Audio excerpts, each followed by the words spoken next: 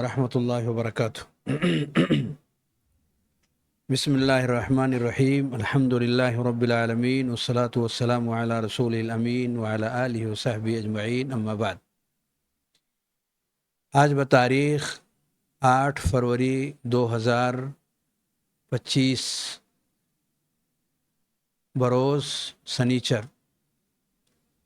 الداء والدواء کا ایک نہایت ہی اہم موضوع جو پچھلے درس میں شروع ہوا تھا کہ گناہوں کے خطرناک آثار اور نتائج میں سے ایک نتیجہ یہ ہے کہ یہ گناہ انسان کو اس کے نفس سے دور کر دیتا ہے اور نفس کو اس کے کام نہ آئے، خود انسان کا اس کا اپنا نفس جب اسے حد درجہ اس کی ضرورت محسوس کرے تو وہ اس کے کام نہ آ سکے، اس طرح سے اس پر اثر انداز ہو جاتا ہے، یعنی نفس کو بے اثر بنا دیتا ہے۔ جو گناہ انسان کی زندگی میں آتے ہیں تو یہ گناہ انسان کو وعلیکم السلام ورحمۃ اللہ، انسان کو اس کے اپنے نفس میں بے اثر بنا دیتے ہیں، اور ایک خطرناک قسم کی یہ سزا ہے جو کسی بھی شخص کو دنیا کے اندر ملتا ہے۔ اس حوالے سے کچھ باتیں پچھلے درس میں بتائی گئی کہ گناہ انسان کو اپنے نفس سے دور کیسے کر دیتا ہے، اور خود انسان کے اپنے لیے اس کا اپنا نفس کام نہ آئے یا اس کے لیے نفس فکر نہ کرے، ایسا کیسے ہو جاتا ہے۔ اس حوالے سے پچھلے درس میں کچھ باتیں ذکر کی گئی ہیں۔ آج کے اس درس میں اسی موضوع کو مکمل جو مؤلف نے کیا ہے صفحہ نمبر 216 میں، اسی کو آگے بڑھانے کا ارادہ ہے۔ اللہ رب العالمین ہم سب کو جو یہ اہم ترین موضوعات ہیں انسان کی زندگی سے متعلق، انہیں سمجھنے اور اس کے مطابق ہمیں زندگی بہتر بنانے کی توفیق دے۔ فرماتے ہیں مؤلف صفحہ نمبر 216 میں، وَثَمَّ أَمْرٌ أَخْوَفُ مِنْ ذَلِكَ وَأَدْهَى مِنْهُ أَمْرٌ۔ یہ جو نقصانات ذکر کیے گئے کہ انسان کا اپنا نفس اپنے بارے میں فکر کرنا ختم کر دے، اس کے کام نہ آئے، خود اس کا اپنا نفس اپنے لیے کام میں نہ آئے،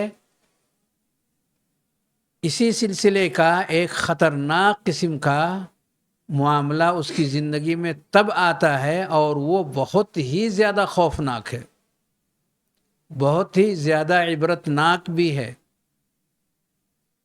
وہ کیا؟ ان یخونہ قلبہ ولسانہ عند الاحتضار،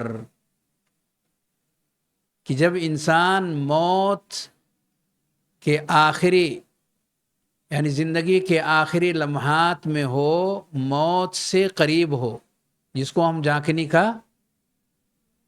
کی حالت کہتے ہیں، نزاع کی حالت، یعنی مرنے کے قریب جب انسان ہو جاتا ہے، تو جب مرنے کے قریب کوئی بھی شخص ہو جاتا ہے تو وہ شخص جو گناہوں کی دنیا سے اپنے آپ کو باہر نہیں نکال پاتا، توبہ اور استغفار نہیں کر پاتا، گناہوں کے ساتھ وہ اپنی زندگی کو آگے ہی آگے کی طرف بڑھاتا رہتا ہے، ایسے شخص کی حالت کیا ہوتی ہے نزاع کے وقت میں؟ کہا یہ بہت ہی خطرناک اور نہایت ہی افسوسناک حالت اس انسان کے اوپر آتی ہے کہ انسان کا خود کا دل اور اس کی زبان اس کا ساتھ نہیں دیتی. کس وقت؟ موت کے وقت. اور یہ حدیث ہم لوگ پڑھ چکے ہیں، انما الاعمال بالخواتیم، کہ خاتمے ہی پر انسان کی زندگی کا دار و مدار ہے.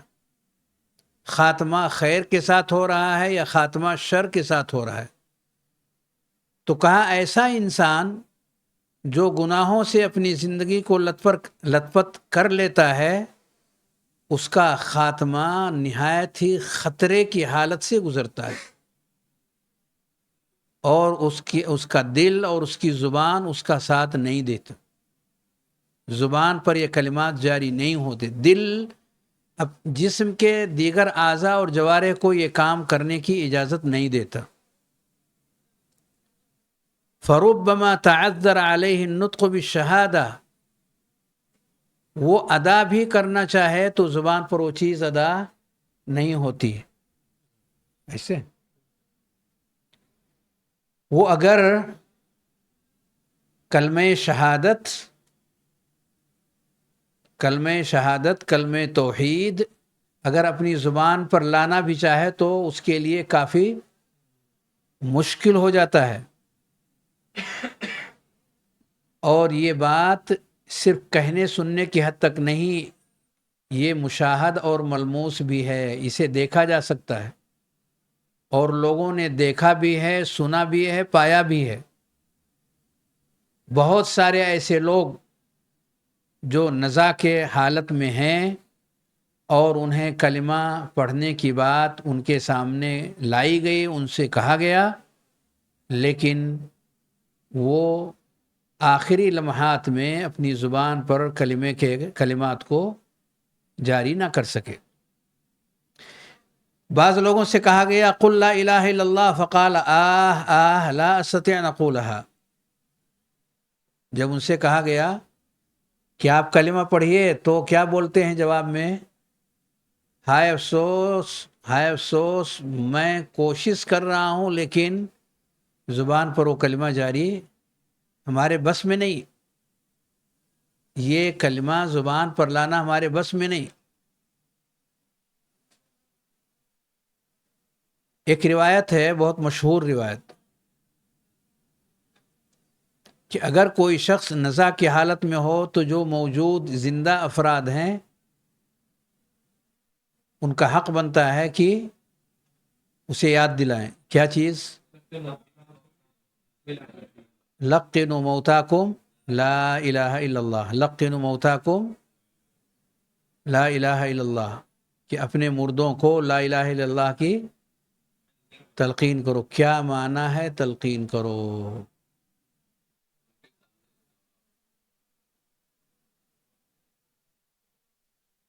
جیسے تلقین کا مفہوم اگر ہم نہیں سمجھیں گے تو وہ کام نہیں کریں گے جو شریعت چاہتی ہے، بلکہ وہ کریں گے جو ہمارے ذہن میں ہوگا. کیا معنی ہے تلقین کا؟ لقنو، نبی صلی اللہ علیہ وسلم نے کیا کہا؟ لقنو. کیا معنی ہے لقنو کا؟ التلقین هو التفہیم، سمجھانا ہے. تلقین کے معنی تفہیم کے ہیں. یعنی ہمیں ایسے موقع پر کچھ ایسا ماحول بنانا ہے کہ اس شخص کے اوپر یہ کلمہ یا اس جیسے کلمات کا زبان پر لانا آسان ہو جائے.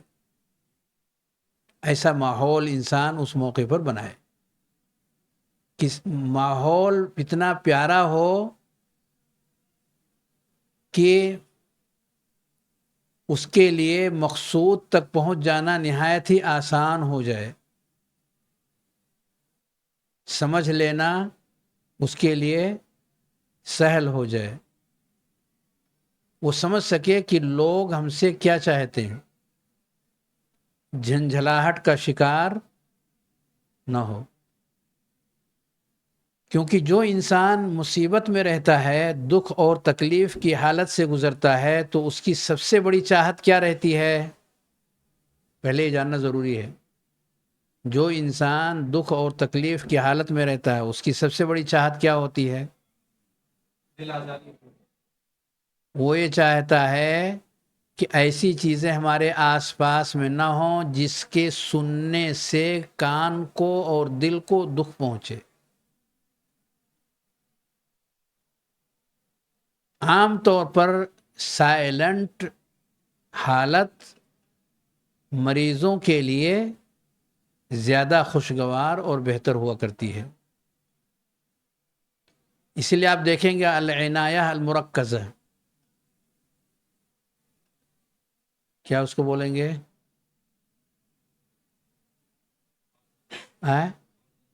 نہیں، یعنی جب ہاسپٹل میں داخل کرتے ہیں تو ایک نارمل رہتا ہے آئی سی یو، العنایہ المرکزہ یعنی آئی سی یو.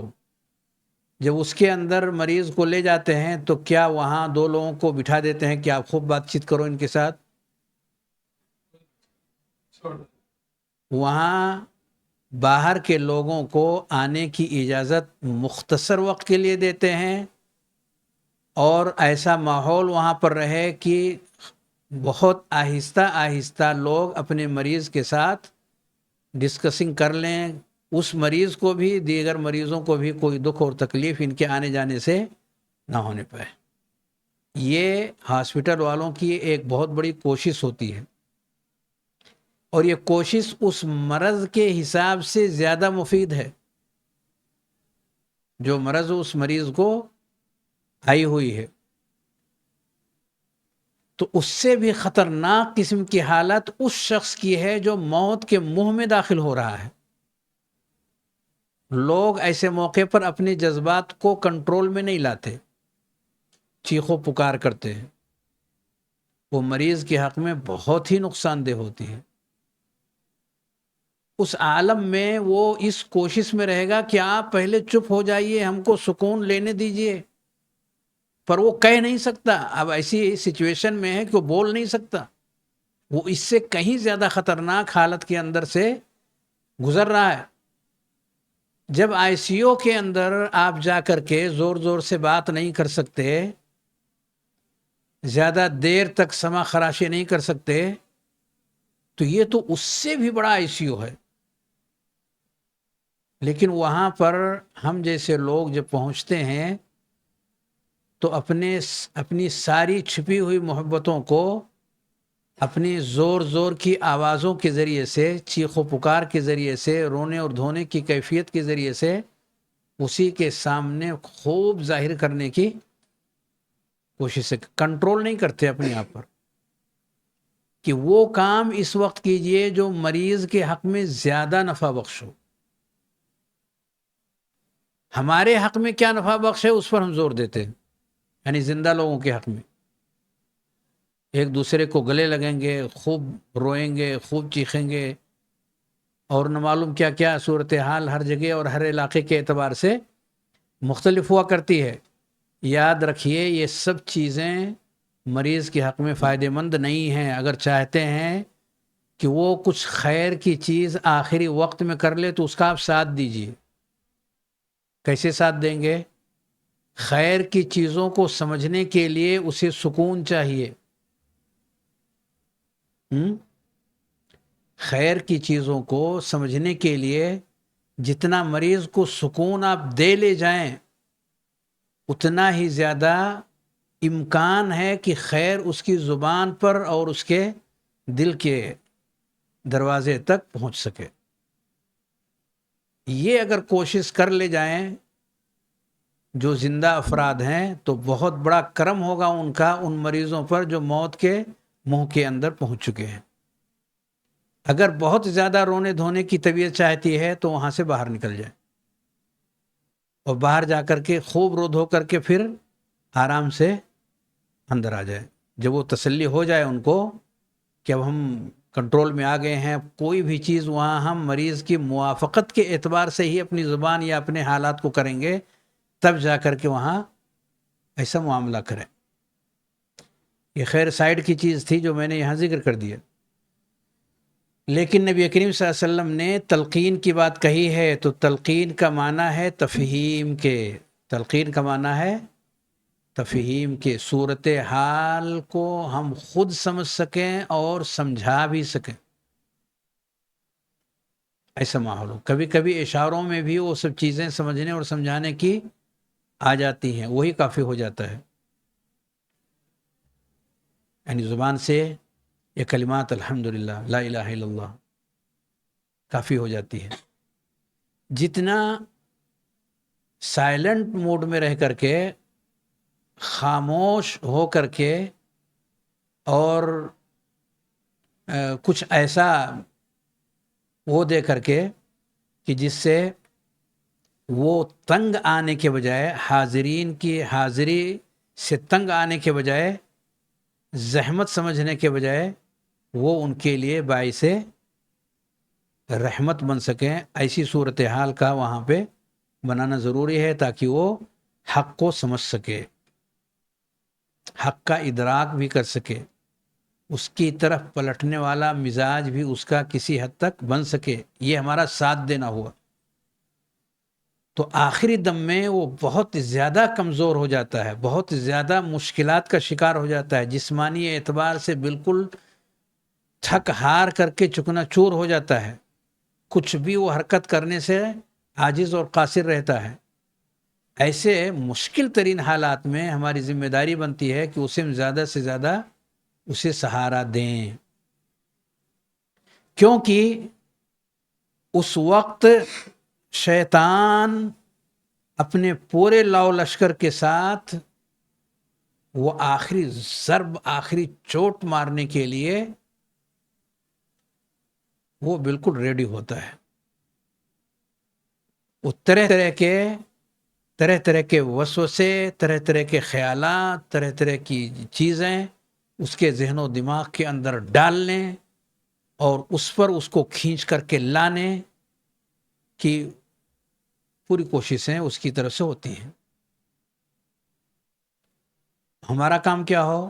دعائیہ کلمات، کیونکہ فرشتے ایسے موقع پر آمین کہتے ہیں، فَإِنَّ الْمَلَائِكَةَ يُؤَمِّنُونَ عَلَى مَا تَقُولُونَ، فَإِنَّ الْمَلَائِكَةَ يُؤَمِّنُونَ عَلَى مَا تَقُولُونَ، جب آپ کوئی خیر کی چیز وہاں کرتے ہیں تو اس پر فرشتے آمین کہتے ہیں، گویا کہ خیر کے غالب کرنے کا ایک ماحول آپ نے بنا لیا۔ تو اگر زبان پر اللہ آپ کو شفا دے، اللہ آپ کو تندرستی دے، گرچہ وہ آہستہ آہستہ ہی صحیح، بہت بلند سے نہ صحیح، لیکن ہمارے زبان سے، ہمارے بیان سے، ہمارے طور طریقے سے کچھ ایسا آئے کہ جس سے ماحول ہمارے اپنے مفاد میں آئے، نہ کہ سامنے والے کے، یعنی کہ شیطان کے۔ تو ہمیں قوت دینا ہے اپنے بھائی کو، نہ کہ اس کی کمزوریوں کو اور زیادہ بڑھانا ہے، اسے مزید تنگی کی طرف لے جانے کا ماحول بنانا ہے، ایسا نہیں۔ تو اس لیے جو بہت زیادہ قریبی لوگ ہیں، جیسے ماں باپ ہیں تو بچے ہیں تو ان کے والدین، یا سگے بھائی اور بہن، یا جو بھی قریبی اس طرح کے رشتے ہیں، میاں بیوی، تو ان کنٹرول ہونے والی کیفیات یہ ان دونوں کے حق میں نہایت ہی نقصان دہ، بہت زیادہ نقصان دہ، وہ زندگی اور موت کا مسئلہ ہے وہ، اور ہمیشہ ہمیشہ کی زندگی کا آخری راؤنڈ چل رہا ہے، تو اس کو ہم نارملی نہ لیں، بلکہ ایسا ماحول بنائیں کہ وہ ماحول ہمارے بھائی کے لیے نہایت ہی بہتر ترین ماحول ہو، فرشتے ہمارا ساتھ دیں، انسان ہمارا ساتھ دیں، یہ سارے کے سارے سب شیاطین کے خلاف ایسا مورچہ بندی وہاں پر کریں کہ جو ہمارے بھائی کی قوت کا ذریعہ اور سبب بن سکے۔ وقیل لآخر، ایک اور شخص سے کہا گیا، قل لا الہ الا اللہ، لا الہ الا اللہ کہو، تو کیا جواب میں کہتا ہے؟ شاہ رخ غلبتک ثم قضا، شاہ رخ غلبتک، کہ میں تمہارے اوپر غالب آ گیا۔ زندگی میں جن چیزوں کے اندر انسان زیادہ فوکس کرتا ہے تو وہ چیز اس کے آخری زندگی کے آخری حالات کے اوپر اثر انداز ہوتی ہے۔ وہ کتنا زیادہ اس طرح کی چیزوں کے اندر اپنے آپ کو، کھیل تماشے والی چیزوں کے اندر اپنے آپ کو لگائے ہوئے تھا، جو اس زمانے کا کھیل تھا جس زمانے میں یہ سب چیزیں ہوئی ہیں۔ ہاں، کھیل رہے ہیں، وہ اپنی طرف سے کھیل رہے ہیں، آپ ادھر سے کھیل رہے ہیں، کبھی آپ ان کے اوپر غالب آ گئے، کبھی وہ آپ کے اوپر غالب آ گیا، تو شطرنج ٹائپ کے۔ تو یہ کبھی ہر زمانے کے اعتبار سے الگ الگ کھیل ہو سکتے ہیں، یہ اس زمانے کا کھیل تھا۔ تو جب کوئی چیز انسان کے ذہن و دماغ کے اوپر چھا جائے تو آپ یاد رکھیے کہ یہ چیز اس کے موت کے آخری وقت کے لیے ایک حصہ اور اس کا ایک جز بن کر کے رہ جاتا ہے۔ جو بھی چیز اس کے ذہن و دماغ پر چھائی ہوئی ہے، اگر خیر چھایا ہوا ہے تو وہی چیز اس وقت ذہن و دماغ کے اوپر اثر انداز ہوگی، اور اگر لہو لعب اور کھیل اور تماشے اس کی زندگی میں چھائے ہوئے ہیں تو وہ چیز ان آخری اوقات اور آخری لمحات کے اندر اس کے ذہن و دماغ کے حصوں کے اندر موجود رہیں گے۔ وقیل لآخر، ایک اور سے کہا گیا لا الہ الا اللہ کہو، تو جواب میں کیا کہتا ہے؟ یا رب قائلۃ یوما وقد تعبت کیف الطریق الی حمام من جابی۔ بات ہو گئی ہے، پچھلے درس میں ہو گیا۔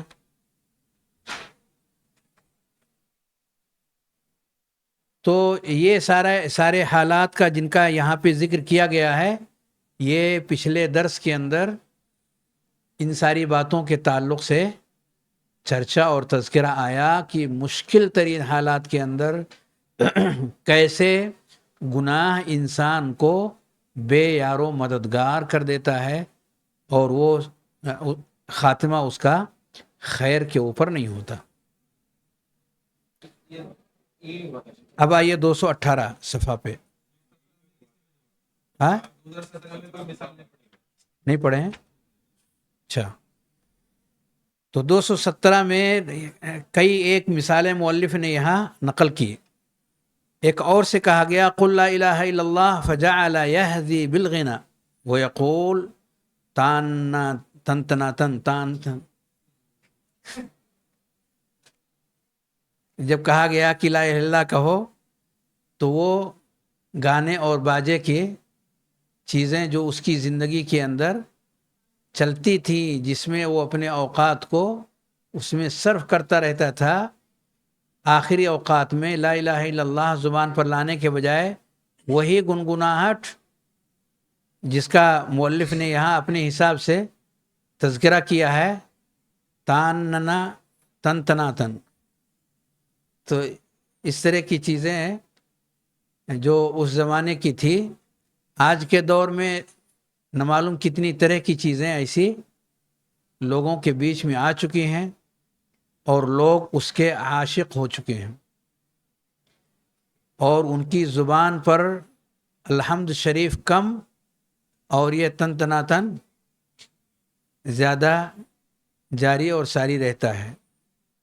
تو جو چیز زندگی کے اندر زیادہ رہے گی، موت کے وقت میں وہ چیز غالب آ جائے گی، موت کے وقت میں ایسی چیزیں غالب آئیں گی، کیونکہ ضابطہ یہ ہے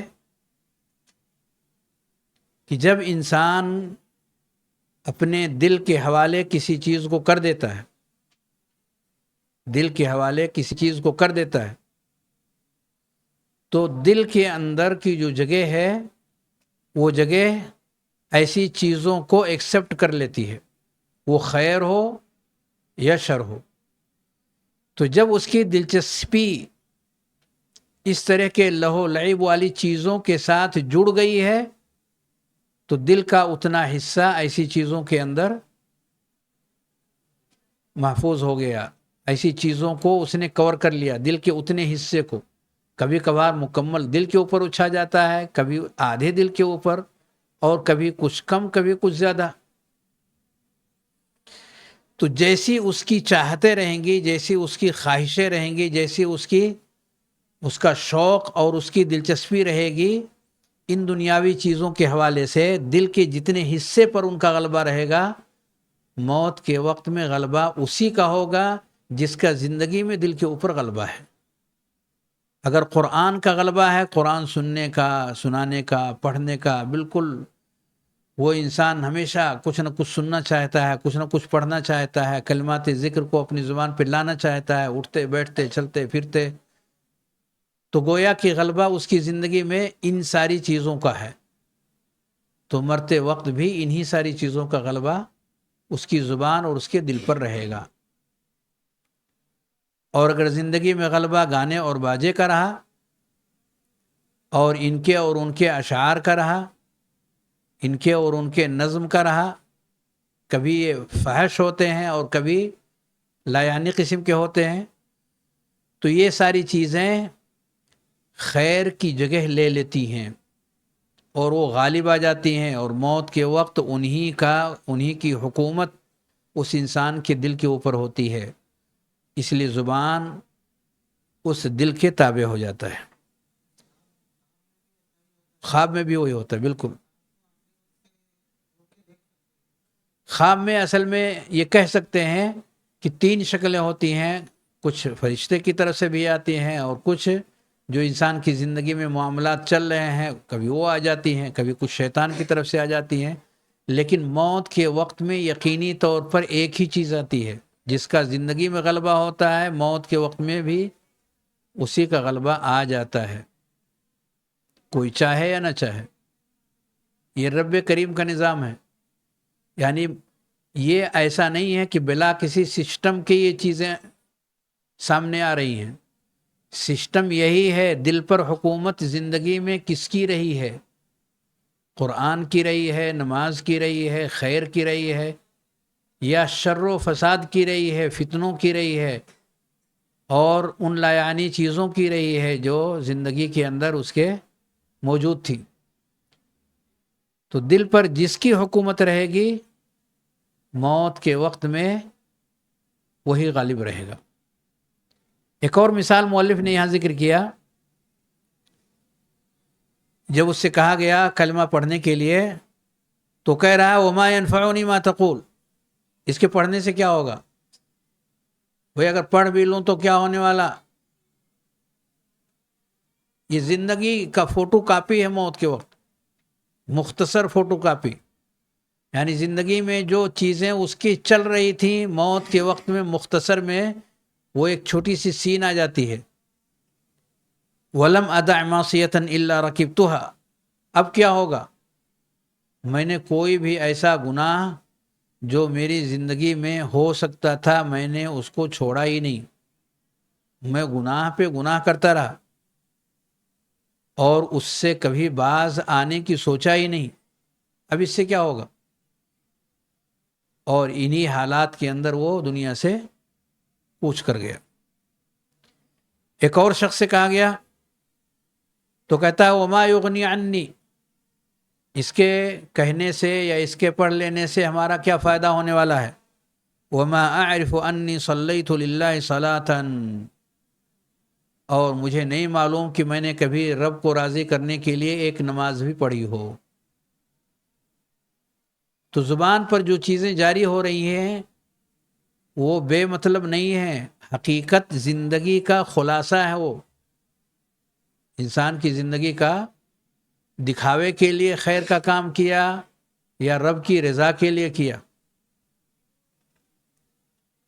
وہ خلاصہ بن کر کے اس کی زبان کے اوپر آ جائیں گی، چاہے زور سے بولے چاہے آہستہ بولے، لیکن زبان پر وہی چیزیں جاری ہوں گی جس میں اس نے اپنی زندگی کو گزاری ہوئی ہے. ایک اور سے وہی بات کہی گئی تو کہتا ہوا کافر بما یقول. جو تم بول رہے ہو میں اس کا کفر کرتا ہوں، نہیں مانتا اس کو، لا الہ الا اللہ نہیں مانتا. یعنی گویا کہ انسان نہایت ہی خسیس ترین حالت کے اندر زندگی گزار کر کے اور خاتمہ اس سے بھی بدترین کرتا ہے۔ یہ سب گناہوں کے بہت ہی بھیانک قسم کے نتائج ہیں جو انسانوں کی زندگی کے اندر آتے ہیں۔ ایک اور شخص سے یہ بات کہی گئی تو وہ کہتا ہے کلما اردت ان نقولها، جب میں یہ کلمہ اپنی زبان پر لانے کی کوشش کرتا ہوں، فلسانی یمسک عنہا، تو زبان وہ ہو جاتی ہے، رک جاتی ہے، زبان چلتی نہیں ہے، زبان پہ یہ کلمہ جاری ہی نہیں ہو پاتا۔ سوچئے، جو ہم آج اپنی زبان پر جو چاہتے ہیں وہ جاری کر کے اور بول لیتے ہیں، لیکن اس وقت کی حالت، موت کے وقت کی حالت دراصل نتیجہ ہے، چھوٹا نتیجہ پوری زندگی کا خلاصہ۔ اگر اس نے سچائی کے ساتھ میں زندگی نہیں گزار، سچائی کو غالب نہیں کیا ہوا ہے، تو برائیاں اس کو جکڑ لیں گی۔ ابو طالب نے کیا کہا؟ نبی صلی اللہ علیہ وسلم نے کتنا بہترین انداز سے ان کو سمجھانے کی کوشش کیا، اور وہ نبی صلی اللہ علیہ وسلم کا زندگی بھر ساتھ بھی دیتے رہے، لیکن آخر میں وہی باتیں زبان پر آئیں جو زندگی بھر جس کے اوپر وہ قائم رہے، یعنی کفر پر جس پر وہ قائم رہے، کفر کو چھوڑا نہیں، آخر میں وہی کفر ان کے گلے کی ہڈی بن گیا، اور وہ اسلام کا کلمہ زبان پر اس وقت لانے میں کامیاب نہ ہو سکے۔ وَأَخْبَرَنِي مَنْ حَضَرَ بَعْضَ الشَّحَاذِينَ عِنْدَ مَوْتِهِ، بھکاری قسم کے کچھ لوگ موت کے وقت میں، یعنی جب ان کی جھانکنے کا وقت آیا تو اس وقت ان سے جب یہ کلمہ زبان پر لانے کے لیے کہا گیا تو وہ کیا کہہ رہا ہے؟ یعنی جنہوں نے زندگی میں بھیک مانگنے کا عمل اپنی زندگی کے ساتھ جوڑ رکھا تھا، ضرورت ہے نہیں ہے، مجبوری ہے یا ویسے ہی صرف اس کا ایک مشن بنا ہوا ہے کہ ہمیں بس مانگنا ہے، مانگنا ہے۔ مانگنا یہ آسان کام ہے، یہ بدترین قسم کا کام ہے۔ انسان اپنے نفس کو گویا کہ کوٹ کر، پیس کر، اسے دبا کے ختم کر دیتا ہے جب وہ اپنے ہاتھ کو اور اپنی زبان کو کسی انسان سے کچھ طلب کرنے کے لیے بڑھاتا ہے۔ تو اگر کسی حاجت کے تحت میں اس نے ایسا کیا مجبوراً، تو یہ اس کے لیے قابل تعریف نہیں ہے، پر قابل مذمت بھی نہیں، لیکن اس کے لیے فائدہ مند نہیں ہے۔ چہ جائے کہ ایسی حالت ہو کہ انسان مجبور نہیں ہے، بلکہ اس کے بغیر بھی وہ اپنی زندگی کو آگے بڑھا سکتا ہے، پھر بھی دنیا سمیٹنے کے ارادے سے، دنیاوی ناز و نعمت کو اپنے سے قریب کرنے کے ارادے سے وہ ہمیشہ اپنے ہاتھوں کو پھیلاتا رہا، زبان کو کھولتا رہا، تو اس کا نتیجہ کیا نکلے گا؟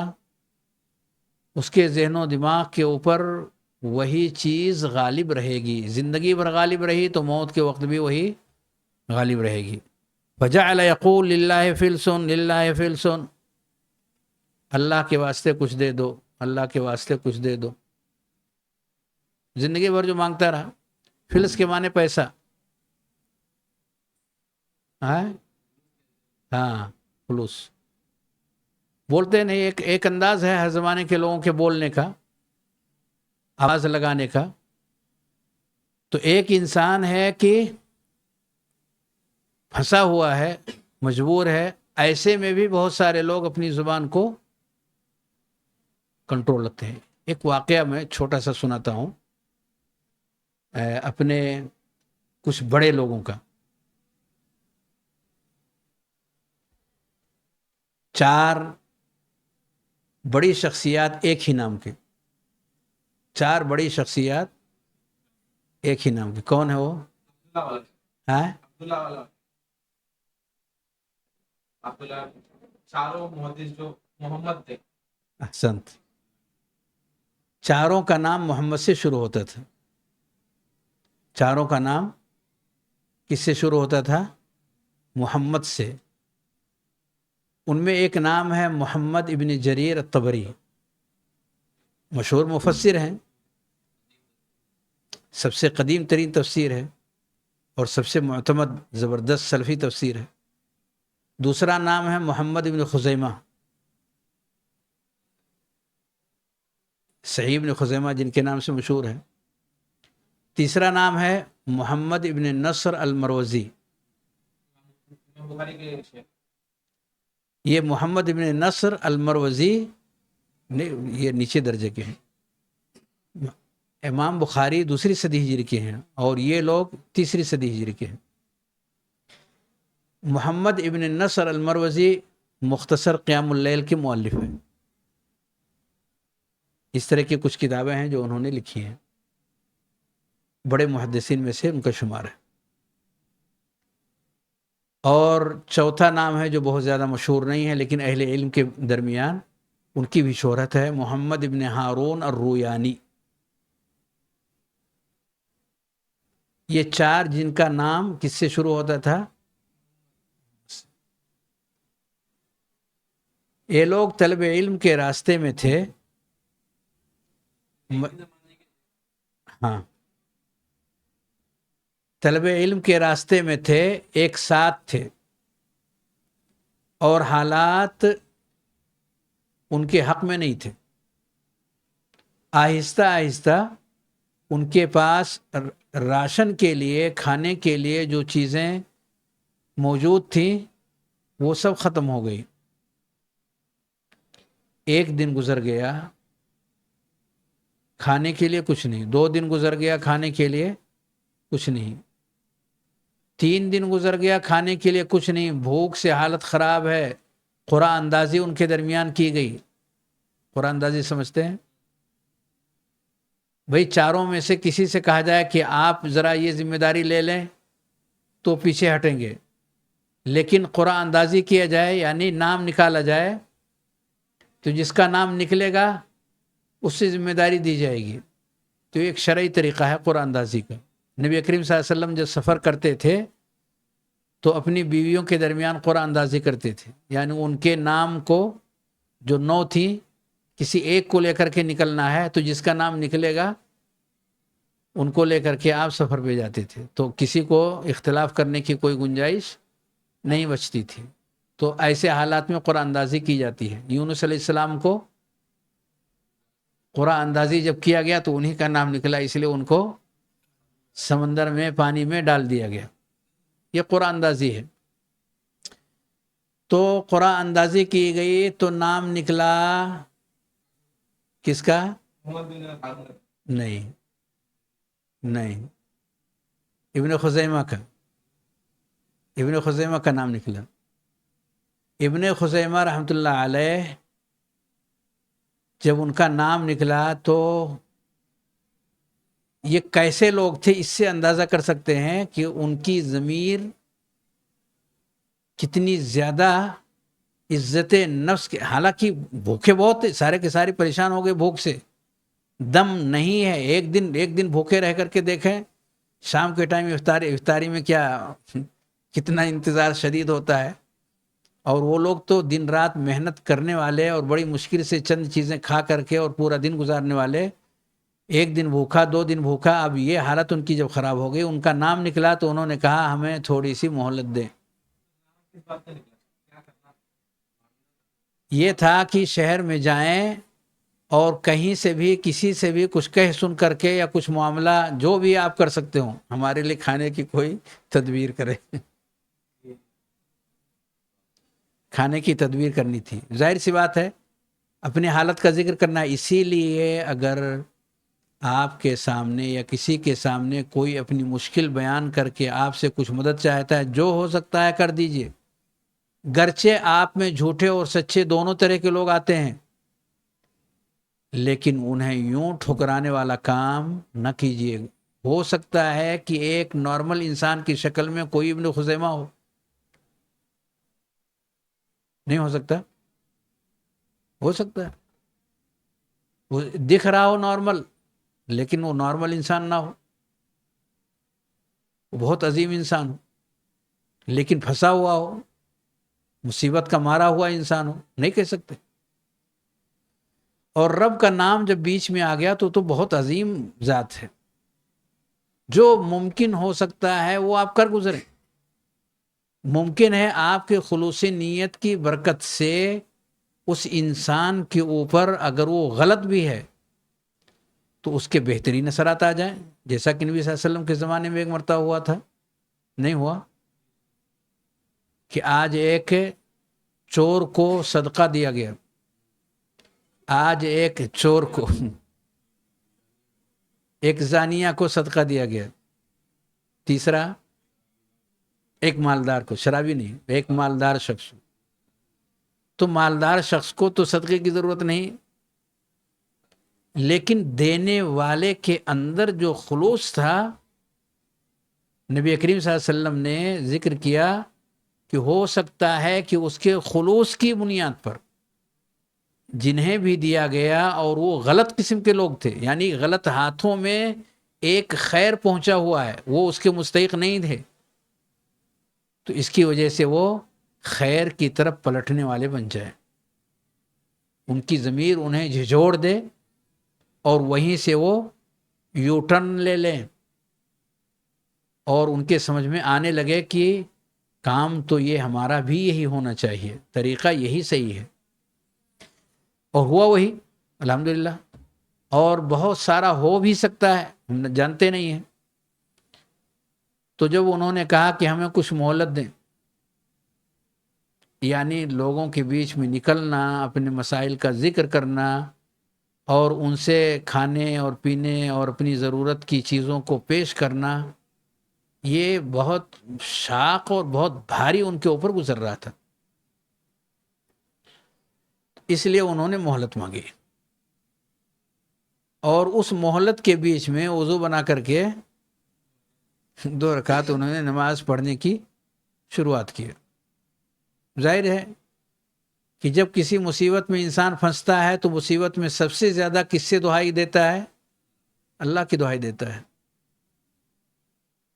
وہی ہے جو مصیبت میں پھنسے ہوئے کو اَمَّن يُجِيبُ الْمُضْطَرَّ إِذَا دَعَاهُ وَيَكْشِفُ السُّوءَ، وہی ہے، اس کے علاوہ کوئی دوسرا نہیں. ابھی ان کی نماز نہیں ختم ہوئی تھی کہ دروازے پر دستک ہوئی اور ایک شخص نے چاروں کے نام سے ایک ایک تھیلا جس کے اندر اشرفیاں تھیں کہ اس شہر کے امیر یعنی وقت کے حاکم نے آپ لوگوں کے نام سے یہ بھجوایا ہے. اور ہوا یہ کہ انہوں نے سوتے میں یہ خواب دیکھا یا ان کے ذہن و دماغ کے سامنے یہ بات آئی، پھیرا گیا ان کے ذہن و دماغ کے اندر، ان المحامد قد طووا کشحهم جیاعا، ان المحامد قد طووا کشحهم جیاعا. کسی کو محامد عربہ اس طرح بولتے ہیں. محامد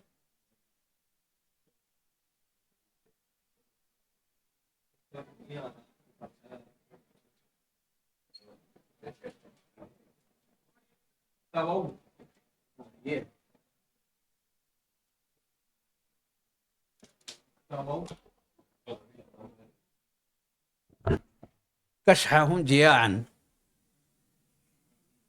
یعنی یہ جو پیٹ کا یہ جو سائیڈ کا حصہ ہے یہ سب پورا خالی ہو چکا ہے، بھوک سے بالکل وہ پورے طور پر خالی ہو چکے ہیں. تو یہ چیز انہوں نے دیکھی، وہ پریشان ہو گئے کہا پتہ لگائیے یہ لوگ ہیں کہاں پہ، ان کا پتہ لگایا جائے اور انہیں یہ چیزیں دی جائیں اور انہیں تاکید کیا جائے کہ ان اشرفیوں کے ختم، اور قسم کھا کر کے ان اشرفیوں کے ختم ہونے کے بعد آپ حاکم کو ضرور خبر کریں گے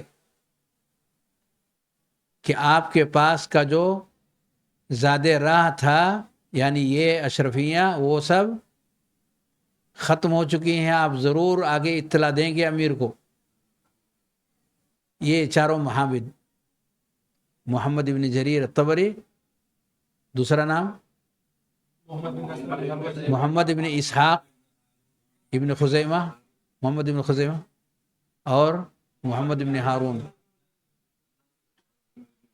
محمد ابن نصر المروزی الرویانی،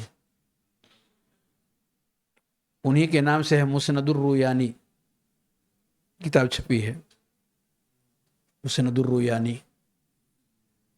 تو کتنا وہ اپنے آپ کو مانگنے سے بچانے کی کوششیں کرتے تھے، اس کے لیے میں نے مثال دیا ہے۔ شحاذین، بھیک مانگنے والے، بھیک مانگنے والے۔ آج لوگوں کے لیے سب سے آسان ترین کام ہو گیا ہے زبان کو کھول دینا، اور یہ ان کے لیے بہت مشکل ترین معاملہ تھا۔ سخت حاجت کے باوجود بھی زبان کھولنا ان کے لیے کافی مشکل ہو گیا تھا۔ یہ فرق ہے ہمارے اور ان کے درمیان، یہ فرق ہے ہمارے اور ان کے درمیان۔ ایک اور واقعہ نقل کرتے ہیں مؤلف، وَأَخْبَرَنِي بَعْضُ التُّجَّارِ عَنْ قَرَابَةٍ لَهُ أَنَّهُ احْتَضَرَ۔ بعض تاجروں نے، یہ خود ابن قیم کہتے ہیں کہ بعض کاروباری لوگوں نے اپنے کسی قریبی کا واقعہ مجھ سے ذکر کیا۔ واقعہ کیا تھا کہ جب وہ جاکنی کے عالم میں ہوئے، یعنی ان کے بعض قریبی رشتہ دار، اور وہ خود ان کے پاس موجود تھے، اور لوگ ان کو تلقین کرنے لگے، فجعلوا یلقینونہ لا الہ الا اللہ، لوگ ان کو کلمے کی تلقین کرنے لگے۔ وہو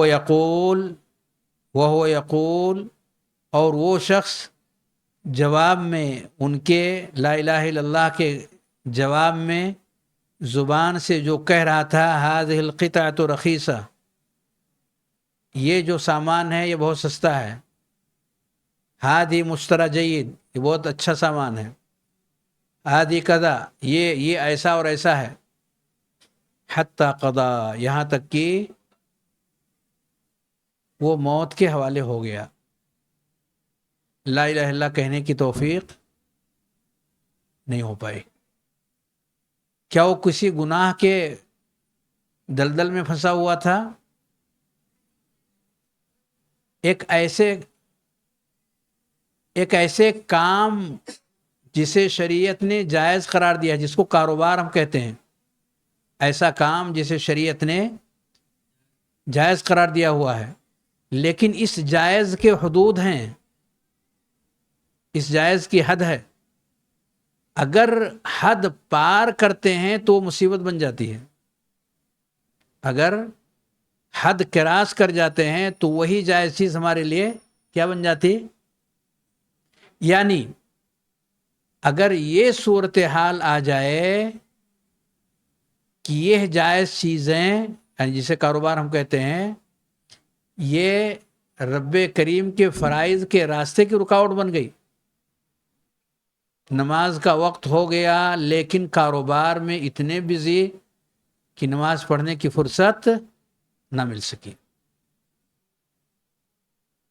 پڑھ لیے یا نہیں پڑھے یا چھوڑ دیے یا آہستہ آہستہ جیسے تیسے کر کے معاملہ ان کا ادھر ادھر ہوتا رہا، یعنی دوسرا درجہ دینا، تیسرا درجہ دینا، کوئی درجہ نہ دینا، یہ ان کی زندگی کا معمول بن گیا۔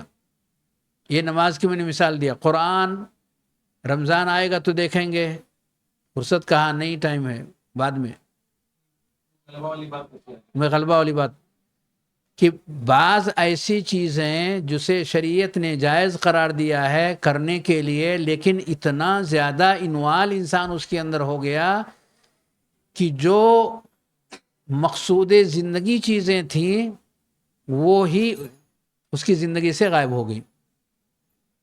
زندگی کے اندر وہ سب چیزیں باقی نہیں رہی، انہی ساری چیزوں کا غلبہ رہا، دنیاوی سامان کا غلبہ رہا. تو مرنے کے وقت جب اس سے لا الہ الا اللہ کہنے کی بات کہی جائے گی تو جن چیزوں کا غلبہ زندگی کے اندر تھا وہی چیزیں اس وقت اس کی زبان پر جاری ہو جائیں گی. بہت سارے لوگ طبیلے کا کاروبار کرتے ہیں، دودھ کا کاروبار کرتے ہیں،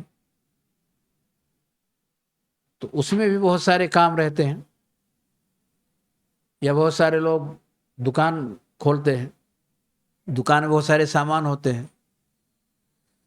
تو ہر وہ شخص جو جس میدان سے جڑا ہوا ہے اور اس میدان میں اتنا داخل ہو گیا ہے کہ وہی چیزیں اس کی زندگی کے اندر غالب ہو گئی ہیں اور مقصود زندگی اس کی زندگی سے خارج ہو گئی ہیں، یا 2 نمبر یا 3 نمبر بن کر کے رہ گئی ہیں، ان کی کوئی خاص اہمیت اور حیثیت باقی نہیں ہے، تو آخری وقت میں یہ اس کی صورتحال ہوگی. یہ مؤلف نے یہ سب واقعات کیوں پیش کیے؟ یہ بتانے کے لیے کہ انسان کا نفس اس کے کام نہ آئے گا، جب کہ اس کو سب سے زیادہ اپنے نفس کی قوت کی ضرورت پڑے گی کہ اندر سے اس کا نفس اس کا ساتھ دے اور زبان پر وہ کلمہ جاری ہو جائے. نفس ہی اس کو روک دے گا، زبان خشک ہو جائے گی، زبان پر وہ کلمہ جاری نہیں ہو سکے گا. تو اس کا نفس خود اس کے اپنے خلاف ہو جائے گا اور زبان خشک ہو جائے گی، یہاں تک کہ کلمہ لا الہ الا اللہ بھی اس کی زبان سے ایسے موقع پر ادا نہیں ہوگا. مؤلف فرماتے ہیں سبحان اللہ کم شاہد الناس من ھذا عبرا، اس طرح کی عبرتناک کتنے مشاہدات ہیں لوگوں کے. والذی یخفی علیہم من احوال المحتضرین اعظم واعظم، اور جو چیزیں سامنے نہیں آتی وہ کہیں اس سے زیادہ ہیں اور کہیں اس سے زیادہ خطرناک ہے. یہ چند نمونے ہیں سمجھنے کے لیے یہاں مؤلف نے نقل کر دیے ہیں کہ گناہ کے اندر جانے سے یا گناہ کو اپنی زندگی میں لانے سے اور اس سے باہر نہ نکلنے سے صرف دنیوی زندگی کا خسارہ اور نقصان نہیں ہے، بلکہ موت کے وقت میں سب سے بڑا خطرناک معاملہ پیش آتا ہے. آگے فرماتے ہیں وَإِذَا كَانَ الْعَبْدُ، یہ قابل توجہ پہلو ہے، وَإِذَا كَانَ الْعَبْدُ فِي حَالِ حُضُورِ ذِهْنِهِ وَقُوَّتِهِ، اور جب کوئی بھی انسان حاضر دماغی اور جسمانی پوری قوتوں کے ساتھ، یعنی جب اللہ نے اس کو ذہنی قوت بھی دیا ہوا ہے، جسمانی قوت بھی دیا ہوا ہے، وَكَمَالِ إِدْرَاكِهِ، اور علمی قوت بھی اسے دیا ہوا ہے، اعلیٰ درجے کی ذہنی قوت بھی ہے، جسمانی قوت بھی ہے، علمی قوت بھی ہے، وَكَمَالِ إِدْرَاكِهِ. قَدْ تَمَكَّنَ مِنْهُ الشَّيْطَان، جب زندگی کے اندر شیطان نے اس کے ساتھ یہ کھیل کھیلا کہ خیر سے اس کو دور کر دیا، نماز سے اس کو دور کر دیا، قرآن سے اس کو دور کر دیا، مساجد کو دیکھنا اس کے لیے اس کے بس میں نہیں رہا، صرف کام کام کام کام رہا، کاروبار کاروبار کاروبار رہا، کھیل کھیل کھیل کھیل تماشے رہے. جب زندگی کے وہ خوبصورت ایام جس میں ہاتھ بھی سلامت، پیر بھی سلامت، دل بھی سلامت، دماغ بھی سلامت، سب کچھ سلامت، جانکاری بھی سلامت، سب کچھ ساری قوتیں اعلیٰ درجے کی موجود ہیں، اور شیطان اس کے اوپر حاوی ہو گیا، شیطان اس کے اوپر حاوی ہو گیا اور خیر کے راستے سے اس کو روک دیا. نہیں آ سکا مسجد تک، قرآن کی اوراق کو، صفحات کو پلٹنا اس کے بس کا روگ رہا ہی نہیں. صبح شام کے اذکار کو زبان پر لانا اس کی توفیق میں شامل ہی نہیں.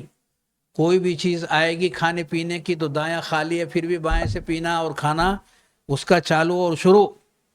جب ساری قوتوں کے باوجود شیاطین کے غلبے کا یہ عالم ہو گیا، اب اس کے آگے دیکھیں کیا فرماتے ہیں، وَاسْتَعْمَلَهُ فِي مَا يُرِيدُهُ مِن مَّعَاصِ اللَّهِ، اور ان ساری قوتوں کو جو انسان کے اندر موجود ہے اس کو وہ پلٹ کر کے رب کریم کی معصیت کی طرف پھیر دیتا ہے، گناہ میں انوالو۔ وہ پیسے ہے نا تو پیسے کہاں لگانا، اس کو سمجھ میں آتا ہے کہاں لگانا ہے، مسجد بن رہی ہے وہاں لگانا، یا پھر لہو لعب اور بہت ساری اس کی اپنی پسند اور دوستوں کی پسند کی جو جگہیں اور چیزیں ہیں کہاں لگانا۔ شیاطین اس کو معاصی کو، نافرمانیوں اور گناہوں کو سنوار کر کے اور مزین کر کے اسے ایسا پیش کرتے ہیں کہ وہ اسی کا اسیر ہو کر کے رہ جاتا ہے۔ وَقَدْ أَغْفَلَ قَلْبَهُ عَنِ اللَّهِ، اور اللہ کی یاد سے دلوں کو پورے طور پر دور کر دیا، غافل کر دیا۔ وَعَطَّلَ لِسَانَهُ عَنْ ذِكْرِهِ، اور زبانوں کو اللہ کے ذکر سے ختم کر دیا، یعنی بالکل ہی چرچا رب کریم کا نہیں ہے۔ تعطیل، چھٹی ہو گئی،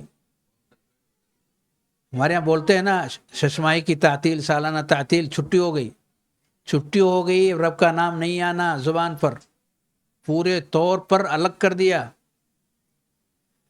وہ جوارحہ عن طاعتہ، اور جسم کے سارے اعضاء اور جوارح کو رب کریم کی اطاعت اور بندگی سے پورے طور پر اسے دور اور الگ کر دیا۔ فَكَيْفَ الظَّنُّ بِهِ عِنْدَ سُقُوطِ أَقْوَاهِ، یہ بہت اہم استدلال ہے مؤلف کا، کہ جب زندگی میں ساری قوتیں اس کے اپنے کنٹرول میں تھی، جہاں چاہتا وہ چل سکتا تھا، جو چاہتا وہ سوچ سکتا تھا، جو چاہتا وہ فیصلہ لے سکتا تھا، جو چاہتا وہ بول سکتا تھا، جہاں چاہتا وہ حاضر ہو سکتا تھا، مساجد وغیرہ، مجالس علم وغیرہ کے اندر، کیونکہ ساری قوتیں اور سارے اختیارات اور ارادے اللہ رب العالمین نے اسے سونپ دیے تھے، پر اس نے ایسا کچھ بھی نہیں کیا، شیاطین کا غلبہ اس کے اوپر قائم رہا۔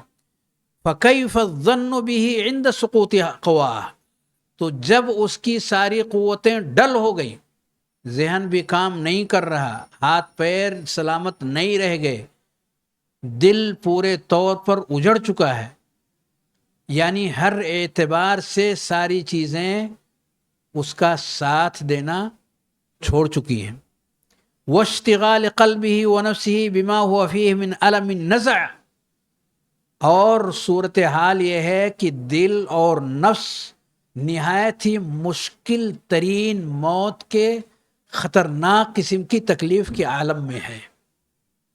ایک تو قوت نہیں ہے، نہ ہاتھ میں قوت، نہ پیر میں قوت، نہ جسم کے اندر قوت، نہ دل دماغ کے اندر قوت، ساری قوتیں اس کی کمزور پڑ چکی ہیں، ساری قوتیں اس کی ڈھل چکی ہیں۔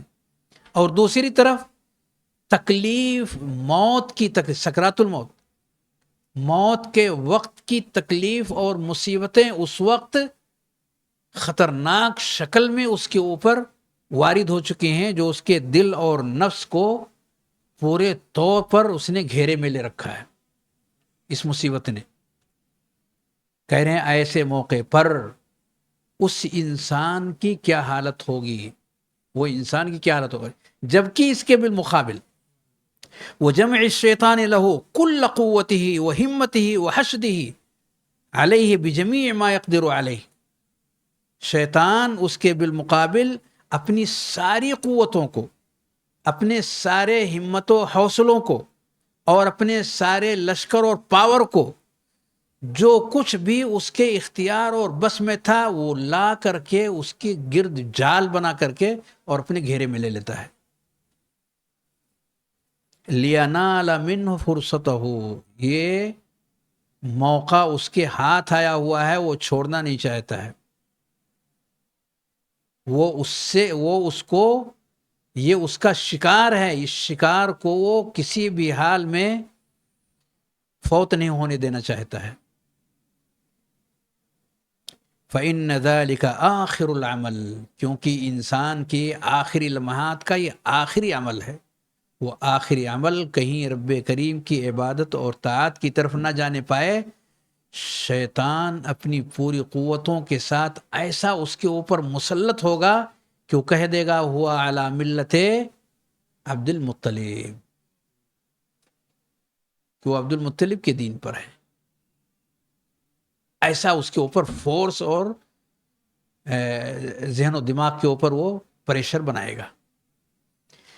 لیکن اگر یہی ذہن و دماغ، یہی نفس رب کی اطاعت اور بندگی کے ساتھ قوت اور پاور کے اندر اگر زندگی میں رہا تو شیطان کی قوت اس کے مقابل میں ان کید الشیطان کان ضعیفا، تو وہاں پر اس کا پاور اور اس کی قوت اور اس کی طاقت اور اس کا سارا جو کچھ بھی ہے اس کے پاس میں سب اس کے نیچے ہوگا اور وہ اس کو سائیڈ کرنے میں کامیاب نہ ہو سکے گا. فَأَقْوَى مَا يَكُونُ عَلَيْهِ شَيْطَانُهُ ذَلِكَ الْوَقْتِ، یہ سب سے خطرناک قسم کا وقت ہے جس میں شیطان اپنی پوری قوتوں کے ساتھ اس کے اوپر غالب آ جائے گا. وَأَضْعَفُ مَا يَكُونُ هُوَ فِي تِلْكَ الْحَالِ، اور یہ سب سے کمزور ترین حالت میں وہ انسان اس وقت ہونے والا ہے جب موت کا فرشتہ اس کے سامنے کھڑا ہوگا. جسمانی، نفسانی، ذہنی، ہر اعتبار سے کمزوری کے انتہا درجے کے اندر وہ شخص اس حالت میں ہوگا اور شیطان اس وقت اپنے پورے فٹ پاور کے اندر ہو، تاکہ جیسے تیسے کر کے اس کا چھاپ اور اس کا اثر اس انسان کے اوپر قائم ہو جائے. ان سب خطرناکیوں کو سمجھنا اور اندازہ کر کے اس کی تیاری کرنا یہ معنی رکھتا ہے، کیونکہ زندگی میں انسان ابھی رب کریم نے سب کچھ پاور دے رکھا ہے، ساری طاقتیں موجود ہیں. جیسا چاہیں میدان جنگ کے لیے شیطان کے ساتھ میدان جنگ کے لیے کامیابی کے کیا کیا راز ہیں، کیا کیا طریقے ہیں، وہ آج ہم تیار کر کے اور اس زندگی میں بھی اور اس زندگی میں بھی اور اس کے بعد کی زندگی کے لیے ہمیشہ ہمیشہ کے لیے ہم اس کے ساتھ کامیاب ہو سکتے ہیں. ان الابرار لفی نعیم وان الفجار لفی جحیم، کہ جو ابرار ہیں، نیک ہیں، صالح ہیں، وہ نعمتوں ہی میں رہنے والے ہیں تینوں زندگیوں میں، دار الدنیا و دار البرزخ و دار الآخرہ. لفی نعیم، رب کریم نے تاکید کے ساتھ کہا لا لفی نعیم. تو یہ بہت عظیم الشان چیز ہے کہ انسان اپنے رب کا بننے کی کوشش کرے، اپنے رب کا بننے کی کوشش کرے.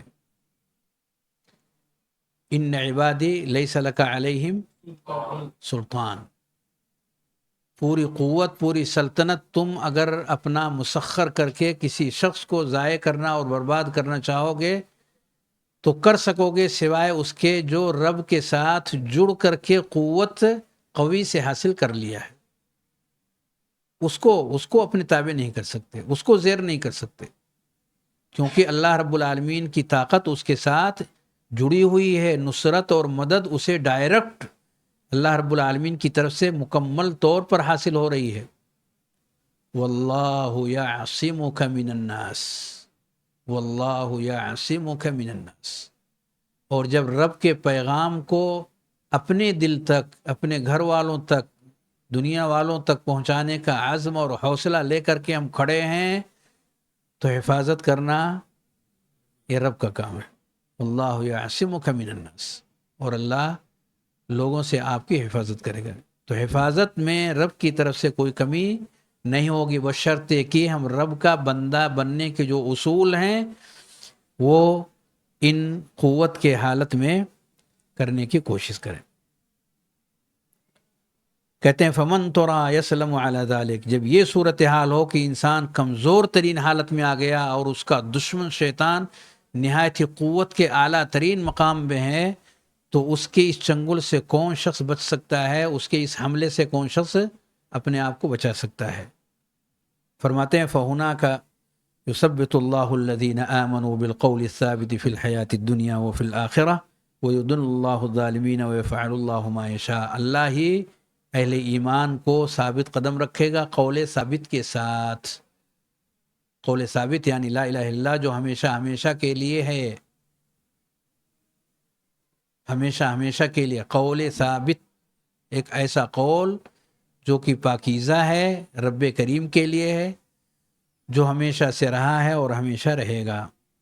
ایسے لوگوں کو اللہ رب العالمین ان کی زبان پر، ان کے دل میں، ان کے جسم کے ہر حصے کے اندر قول ثابت ہی کا کردار ہوگا۔ قول ثابت سے وہ کبھی ہٹنے والے نہیں ہوں گے۔ قول ثابت سے مراد لا الہ الا اللہ، قول ثابت ہی پر وہ قائم، اور یثبت اللہ، اللہ ثابت قدم رکھے گا۔ اسی لیے نبی صلی اللہ علیہ وسلم نے کہا دعا کرنی ہے تو میت کے لیے کیا دعا کریں گے دفن کے وقت؟ اللہم اغفر لہ، اللہم ثبت، یہ دعا کریں گے۔ تو بس تھوڑی سی بات اور ہے اور اس کو ختم کر لیں گے، بھی ہے نا وقت، تھوڑا سا اس کو پورا کر لیں۔ کریں فَكَيْفَ يُوَفَّقُ لِحُسْنِ الْخَاتِمَةِ، حسن خاتمہ کی توفیق ایسے شخص کو کیسے ملے گی؟ من اغفل اللہ قلبہ عن ذکرہ، جس کے زبان کو، جس کے دل کو اللہ نے اپنے ذکر سے غافل کر دیا ہو، یعنی دل کے اندر اللہ رب العالمین کا ذکر، اس کا شکر، اس کی عبادت اور بندگی قائم نہیں ہے، باقی نہیں ہے۔ وَاتَّبَعَ هَوَاهُ وَكَانَ أَمْرُهُ فُرُطًا، اور خواہشات نفس کے پیچھے پیچھے وہ انسان زندگی گزار رہا ہے، اس کا معاملہ تو حد کے آگے نکل گیا۔ فَبَعِيدٌ مِّن قَلْبٍ بَعِيدٍ مِّنَ اللَّهِ تَعَالَى غَافِلٍ عَنْهُ مُتَعَبِّدٍ لِهَوَاهُ أَسِيرٍ لِشَهَوَاتِهِ وَلِسَانٍ يَابِسٍ مِّن ذِكْرِهِ وَجَوَارِحٍ مُعَطَّلَةٍ مِّن طَاعَتِهِ مُشْتَغِلَةٍ بِمَعْصِيَتِهِ أَن تُوَفَّقَ لِلْخَاتِمَةِ بِالْحُسْنَى۔ تو اگر دل کی یہ حالت ہو، زبان کی یہ حالت ہو، جسم کی یہ حالت ہو کہ اللہ رب العالمین کے ذکر، شکر، عبادت اور بندگی سے، اطاعت کے کام سے، ان ساری چیزوں سے وہ پورے طور پر دور ہے، دلچسپی نہیں ہے، چاہت اس کے دلوں کے اندر پیدا نہیں ہو رہی ہے، زبان کو چلا سکتا ہے پر زبان کو رب کے ذکر کے ساتھ جاری رکھنے کی کوششوں میں وہ نہیں ہے، تو یہ وہ سارے کام جو کر سکتا ہے نہیں کر رہا ہے، تو ایسا شخص وہ خاتمہ بالخیر کی توفیق سے محروم ہوگا، ایسا شخص خاتمہ بالخیر سے محروم ہوگا۔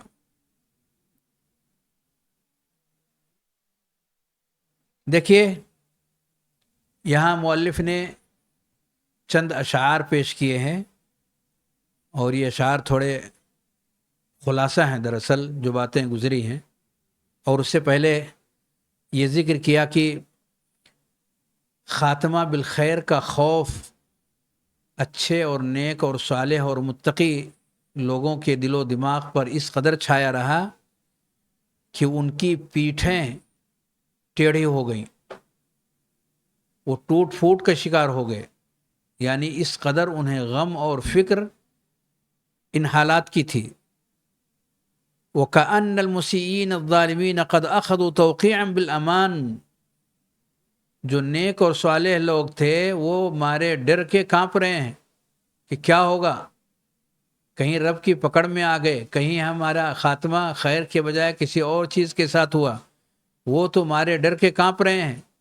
اور دوسری طرف صورتحال یہ ہے کہ جو لوگ گناہوں کے راستے پر ہیں، ظلم اور زیادتی کے راستے پر چل رہے ہیں، ایسا محسوس ہوتا ہے کہ جیسے رب کریم سے انہوں نے رجسٹری کروا لیا ہو، امن و امان کا، بے خوفی کا، کہ عذاب سے انہیں دور کر دیا گیا ہے، اور ان کے اوپر کسی طرح کا کوئی عذاب، کوئی سزا ان تین جگہوں میں، دنیا میں، برزخ میں، آخرت میں نہیں آنے والا، ایسا محسوس۔ اسی لیے بہت بے خوفی کے ساتھ وہ زندگی کو گزار رہے ہیں، ذرہ برابر بھی ان کے متھے کے اوپر بل نہیں آتا، گناہ پہ گناہ، غلطیوں پہ غلطیاں اور زیادتیوں پہ زیادتیاں کرتے ہوئے بہت ہی دھاندلی کے ساتھ وہ ایسے ہی وہ آگے بڑھتے چلے جا رہے ہیں۔ ام لکم ایمان علینا بالغۃ الی یوم القیامہ، ان لکم لما تحکمون سلہم ایہم بذالک زعیم. یہاں پر جو نظم یا شعر مؤلف نے ذکر کیا ہے وہ تھوڑا قابل توجہ ہے، اور کبھی کبھی جو ہے اس کو دیکھنا چاہیے.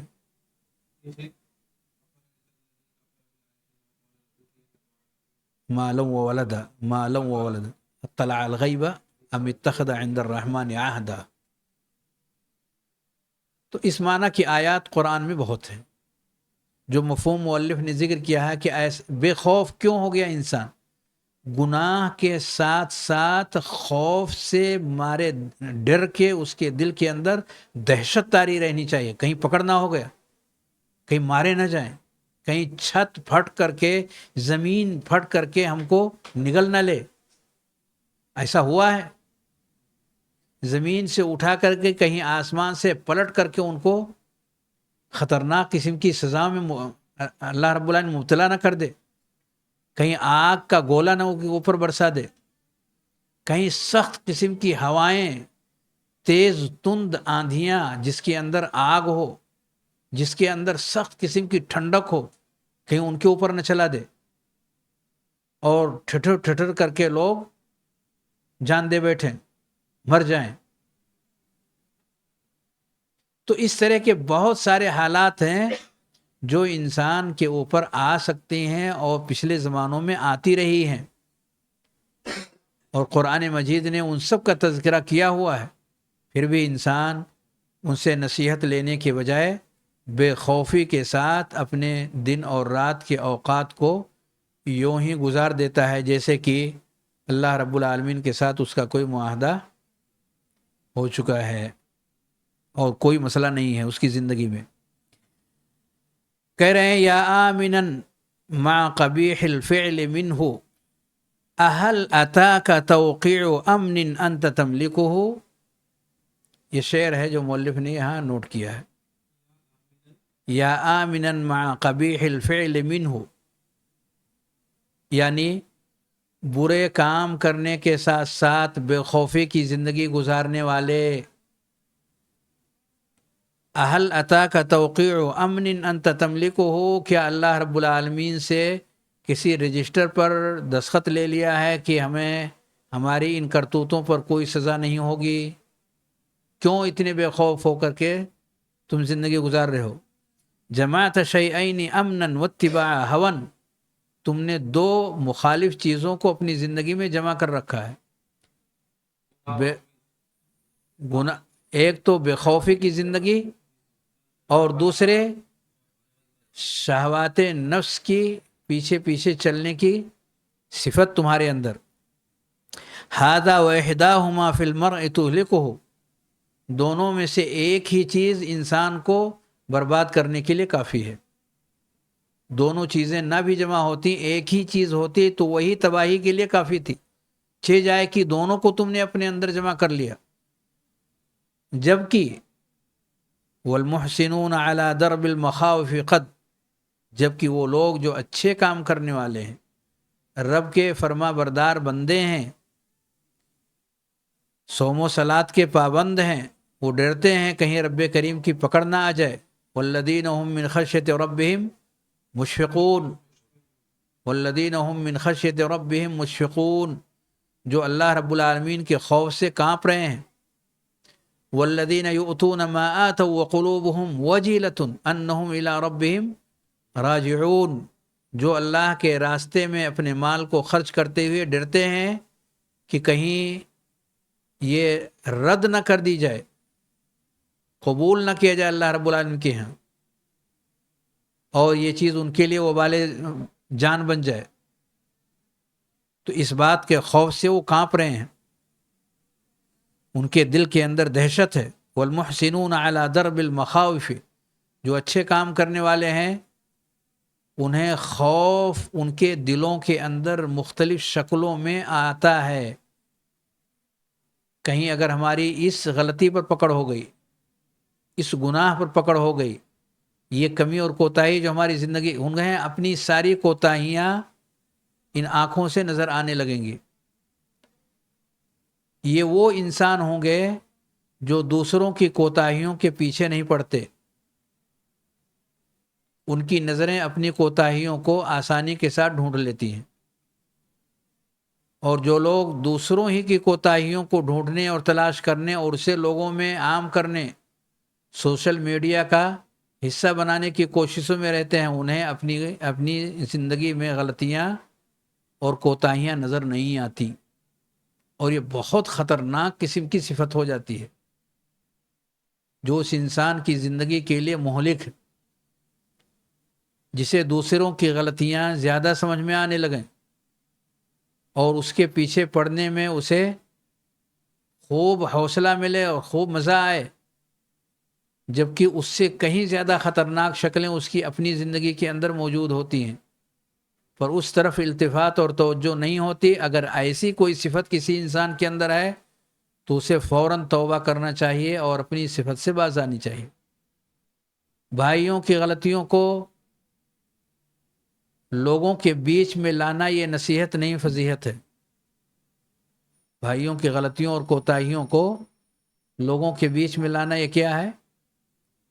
یہ نصیحت نہیں بلکہ فضیحت ہے۔ اگر واقعی آپ ان کے لیے خیر خواہ ہیں تو کیا کرنا ہوگا؟ آپ اپنے اور ان کے بیچ میں خیر کو ظاہر کریں، اپنے اور ان کے بیچ میں، نہ کہ سوشل میڈیا پر، اپنے اور ان کے بیچ میں، نہ کہ ان کے ماں باپ کے کانوں میں پھسپھسا دیں آپ کا بچہ اور ایسا اور ایسا۔ کوئی مدرسے میں پڑھ رہا ہے آپ کا بچہ، غلطیاں ہو گئی ہیں، بچہ ہے، ماں باپ کے ذہن کو کیوں خراب آپ کرنے چلے؟ ماں باپ کے ذہن میں اس بچے کی یہ شکل آپ ڈال کر کے ان کے ذہن و دماغ کو اس کے خلاف آپ نے ڈائیور جو کیا ہوا ہے، یہ خطرناک قسم کا عمل ہے۔ کیوں نہیں اس بچے اور اپنے درمیان اس غلطی کو سمجھ کر کے دور کرنے کی کوششوں والے اصول کو اپنائے؟ یہ سب میدان ایسا ہے جس پر بہت زیادہ محنت کی ضرورت ہے۔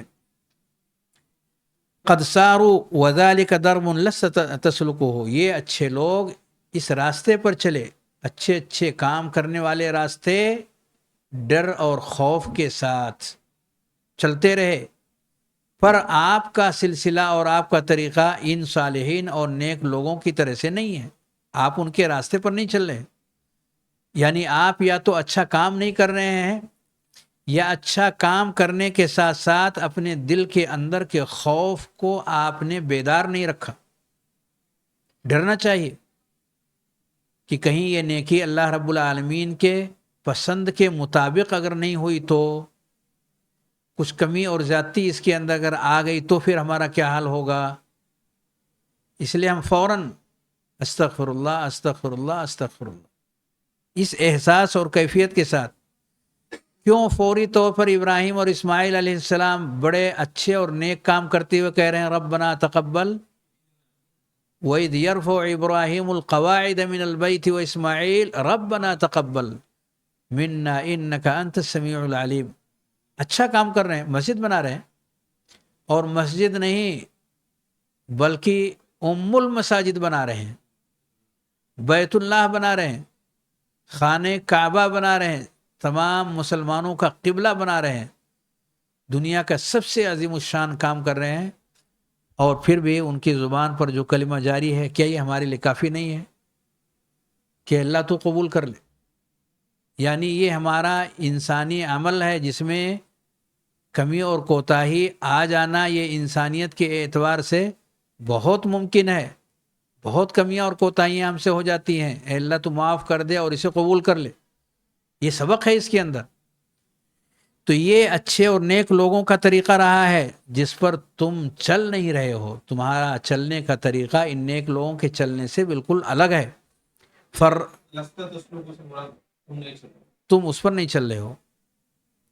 فرطت فی الزرع وقت البذر من صفحین، دیکھیں کتنی اچھی بات بتائی، فرطت فی الزرع وقت البذر من صفحین، اپنی کم عقلی اور نہ سمجھی کی وجہ سے جب کھیت میں دانہ ڈالنے کا وقت تھا تو تم غفلت کی حالت میں ادھر ادھر گھومتے اور ٹہلتے رہے، یعنی جب لوگ اپنے کھیتوں کو آباد کرنے کے لیے اس کے اندر بیج ڈال رہے تھے، کھیتوں کے اندر بیج ڈال رہے تھے، تو تم سو رہے تھے، تم غفلت کی حالت میں ادھر ادھر ٹائم پاس کر رہے تھے، وہ کام نہیں کر رہے تھے جو لوگوں نے کیا. یہ تمہاری ناسمجھی اور ناعقلی تھی. فکیف، ہاں صفحات کم عقلی. فکیف عند حصاد الناس تدرکہ، تو اب جب کھیت کو کاٹنے کا وقت آیا، کھیت کے اندر جو چیزیں پیدا ہوئی ہیں اس کے کاٹ کر کے اور اس کو حاصل کرنے کا جب وقت آیا، تو آپ کو اب کیا ملنے والا ہے؟ کیا کچھ ملے گا؟ کیونکہ آپ نے تو کھیت میں بیج ڈالا ہی نہیں، آپ کا کھیت پرتی پڑا ہوا ہے. کیا ملے گا؟ گھاس پھوس ملے گا، دانا تھوڑے نہ ملے گا. تو دنیا کے اندر رہتے ہوئے آپ کھیل تماشے کرتے رہے، آپ ادھر ادھر کی چیزوں لہو لعب کے اندر اپنے وقت کو گزار دیے، عمل نہیں کیے، بنیاد نہیں ڈالا، آپ نے بیج نہیں ڈالا، اچھے کام سے اپنے آپ کو دور رکھے. تو اب آخرت میں جنت کی شکل میں اس کے کاٹنے کا وقت آیا ہوا ہے، تو اب آپ کو کچھ نہیں ملنے والا. ھذا واعجب شیء منک زہدک فی دار البقاء بعیش سوف تترکہ. اس سے بھی تعجب کی بات یہ ہے کہ تم اپنی اس دنیاوی زندگی کے بدلے میں ہمیشہ ہمیشہ کی زندگی کو داؤں پر لگا دیے. اس دنیاوی زندگی کے بدلے میں، یعنی اسے اچھی بنانے کے چکر میں، اسے بہتر بنانے کے ارادے سے آپ نے اپنے دین پر عمل کرنا، دین کے مطابق زندگی گزارنا، جو کہ آخرت کی زندگی کے لیے زبردست تھا، اسے آپ نے چھوڑ دیا. اس کی طرف تو آپ نے توجہ نہیں دیا، اور اسی زندگی کو سنوارنے میں لگے رہے. کون سی زندگی؟ دنیا کی. تو دنیا ہی کی دنیاوی زندگی کو اچھی اور بہتر بنانے ہی میں پوری قوت آپ نے صرف کر دی. کیا اس کے بدلے میں آخرت میں کچھ ملنے والا ہے؟ ایسے کام کی طرف آپ نے کوئی توجہ نہیں دیا. سارا فوکس آپ کا کس چیز پر رہا؟ دنیا اور اس کی نعمتیں. دنیا اور اس کی نعمتیں. سوف تترکہ، یہ وہ زندگی ہے جسے تمہیں چھوڑ کر کے جانا ہے. بعیش سوف تترکہ، بدلے میں جس چیز کو آپ نے پسند کیا ہوا ہے، دنیاوی زندگی، یہ زندگی جتنی بھی اعلیٰ درجے کی آپ بنا لیں، جتنے بھی سامان آپ اپنے ارد گرد جمع کر لیں، اکٹھا کر لیں، سامان راحت اور عیش و عشرت کے، اچھی اور بہتر لائف اسٹائل کے لیے جو بھی چیزیں آپ جمع کرنا چاہیں کر لیں، پر آپ اسے چھوڑ کر کے ہی جانے والے ہیں، اپنے ساتھ لے جانے والے نہیں ہیں. اور آپ نے اس کے بدلے میں جو آخرت کی زندگی تھی اس کی طرف سے صرف نظر آپ نے کر لیا، زہد آپ نے اختیار کر لیا. زہد کے معنی کیا ہوتے ہیں؟ چھوڑ دینا، اس کی طرف کوئی توجہ نہیں دینا، اعراض کر لینا. الٹا کر دیا آپ نے ایک دم پیمانہ ہی بدل دیا.